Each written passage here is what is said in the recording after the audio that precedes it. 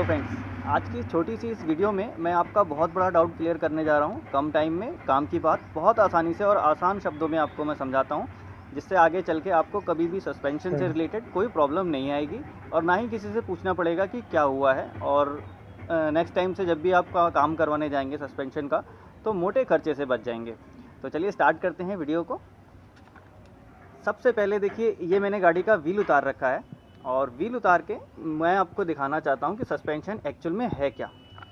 वो पहले भी मैंने एक वीडियो बनाई थी जिसमें मैंने डिटेल में समझाया था, लेकिन बिल्कुल आसान शब्दों में आपको ऐसा बता दूंगा कि आप बिल्कुल समझ जाएंगे कि सस्पेंशन किस चीज़ को कहते हैं और क्यों इतना खर्चा आता है। तो देखिए, सस्पेंशन के लिए मेन ये जो एक आपको दिख रही है आर्म, ये आर्म मेन है और ये आर्म जो है 3 बुश के साथ कनेक्ट रहती है।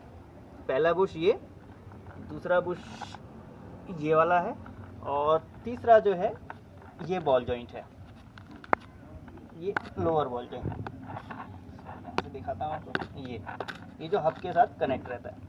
तो ये तीन जगह से ये कनेक्ट रहता है और मेनली इसमें ख़राब होने की चीज़ क्या होती है, ये जो है लोहे की आर्म है और इसमें कुछ ख़राब होने जैसा नहीं जब तक कि एक्सीडेंट ना हो या कहीं बैंड ना हो। ख़राब होता है ये बुश और ये वाला और एक ये तीसरा बॉल जॉइंट। तो ये तीनों चीज़ें अलग से मिल जाती हैं, इसको हम रिप्लेस कर सकते हैं बहुत आसानी से।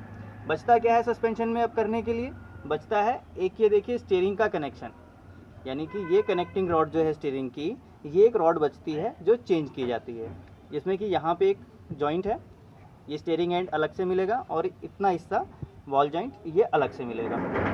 तो ये एक हिस्सा बच गया आपका सस्पेंशन में। तो सस्पेंशन में एक चीज़ तो वो क्लियर हो गई, सेकंड ये हो गया। थर्ड क्या आता है, थर्ड आता है ये लिंक रॉड।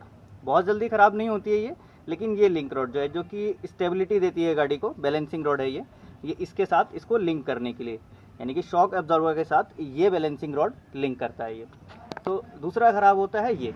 तो ये 3 चीज़ें मिला के पूरा हो गया सस्पेंशन। जो लोग कहते हैं जी सस्पेंशन फुल सस्पेंशन करना है 20,000 25,000 40,000 जो भी बताते हैं, तो मुझे नहीं लगता इतना कुछ होता है, ये सब बनाने वाली चीज़ें हैं। और जब भी खराबी आती है गाड़ी के अंदर, यानी कि खड़खड़ की आवाज़ आती है, ढीलापन फील होता है, ऐसा लगता है लूज़ हो रही है गाड़ी, पूरी हिल रही है, तो वो कुछ एक आधी पॉइंट्स की वजह से हिलती है। मोस्टली देखिए ये जो बॉल जॉइंट है ये ख़राब होता है, ये वाला, या फिर ये बुश कटे रहते हैं, ये तीनों। तो इन तीनों बुशों को हम चेंज कर सकते हैं। इसकी कॉस्ट मुश्किल से 500 रुपये के आसपास होती है। बाकी डिफरेंट मॉडल्स में क्या होता है, गाड़ियाँ जैसी महंगी होती जाती हैं तो कंपनी अपने रेट उस हिसाब से रिवाइज़ करती जाती है, लेकिन मैं एक अप्रॉक्स मोटा मोटा खर्चा बता रहा हूँ कि इससे ज़्यादा इसकी कॉस्टिंग होनी नहीं चाहिए। बाकी ये वाला एक बुश है, ये बीच वाला बुश मुश्किल से 150-200 रुपये के आसपास होना चाहिए। और ये वॉल जॉइंट है, ये भी इसकी भी कॉस्टिंग 300 रुपये के आसपास इसकी होनी चाहिए।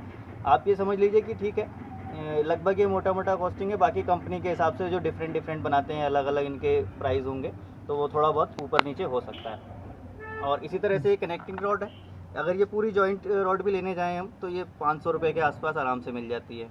और ये इसी तरह से ये वाला एंड है, ये भी 300-400 रुपये में बहुत इजीली मिल जाता है। और रही बात शॉक एब्जॉर्बर की, देखिए शॉक एब्जॉर्बर जो है बहुत जल्दी ख़राब नहीं होता और इसको तो हम वैसे भी कभी चेंज कर लेते हैं। जैसे नॉर्मल हमको जब प्रॉब्लम आती है, जब इसमें या फिर लीक हुआ या कुछ ज़्यादा हार्ड हो गया, तब हम इसको चेंज कर लेते हैं। लेकिन जो सस्पेंशन, जो फुल सस्पेंशन वाली बात आती है, वो मेरे गले से नहीं उतरती है और बहुत ज़्यादा लोग उसके पीछे पैसे वेस्ट भी कर लेते हैं अपने। यानी कि अगर एक बुश की प्रॉब्लम है इस वाले की, तो वो पूरा सस्पेंशन खुलवा लेंगे, पूरा सस्पेंशन खोलेंगे और फिर वो उसको रिपेयर करेंगे, यानी कि जो बुश हमारे सही थे वो भी उसके साथ चेंज हो गए। तो मुझे लगता है कि छोटी सी वीडियो में मैंने आपको अच्छे से समझा दिया कि मेन पार्ट्स क्या हैं इसके। मेन पार्ट सस्पेंशन के यही हैं और इसी की वजह से आती है प्रॉब्लम। तो जो प्रॉब्लम आती है मैंने आपको वो भी बताई कि ये इस तरह से प्रॉब्लम आती है और सोल्यूशन उसका बताया कि पूरी आर्म चेंज करने की ज़रूरत नहीं जब तक एक्सीडेंट ना हो या कोई ऐसा बैंड वगैरह ना हो। और दूसरी चीज़ आती है एक्सल वगैरह, वो तो चलिए बात की बात है, एक्सल अलग चीज़ है। एक्सल इसके सीवी बूट्स वगैरह जो रहते हैं तो वो एक डिफरेंट मैटर है, लेकिन सस्पेंशन का मैटर ये है। अब ये मैंने एक साइड का बताया, इसी तरह से दूसरी साइड होता है। तो आप अंदाज़ा लगा सकते हैं कि क्या खर्चा होना चाहिए।